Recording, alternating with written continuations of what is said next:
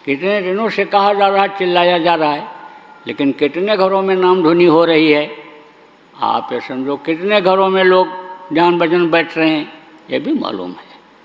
चलो ठीक है, माफ़ी का वक्त होता है, माफ़ी का समय होता है, और समय जब निकल जाता है तब कोई माफ़ी नहीं होती है।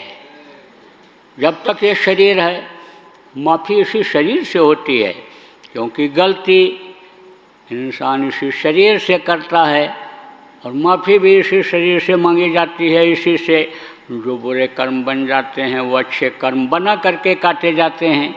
लेकिन शरीर जब छूट जाता है और वहाँ पर जब जो पेश किया जाता है कर्म के अनुसार, तो यमराज धर्मराज जिनको कहते हैं वो माफ़ करने वाले नहीं होते हैं। कितना भी कोई रोवे चिल्लाए छटपटाए, लेकिन माफ़ी नहीं होती है, बल्कि डांट अलग से लगाते हैं।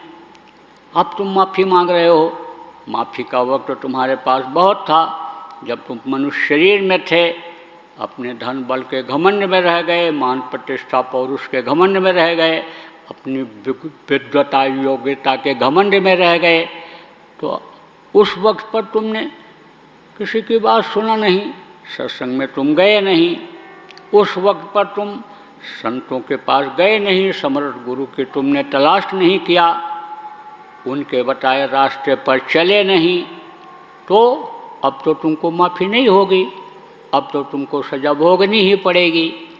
तो फिर नरकों में जाना ही जाना पड़ता है। इसलिए आपको चेतने की सब लोगों को ज़रूरत है कि भाई अब दोबारा इस मनुष्य शरीर में आना न पड़े और नरकों में न जाना पड़े, इसी जन्म में अपना काम बन जाए। ये जो परमात्मा की अंश जीवात्मा है जो यहाँ पर उतारी गई है, ये उस परमात्मा में जाकर के विलीन हो जाए, हम मुक्त हो जाए, हमारी जीवात्मा को मुक्ति मिल जाए। मुक्ति का मतलब यही होता है कि जहाँ से फिर वापस ना आना हो।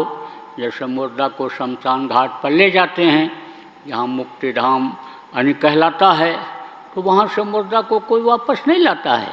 ऐसे ही ये जीवात्मा अपने घर अपने वतन मालिक के पास जब पहुँचती है, तब इसको मुक्ति मिलती है और वापस ना आना पड़े, क्योंकि लेना देना रहता है कर्मों का। एक दूसरे के साथ लेने देने के लिए ही परिवार में जुड़ते हैं।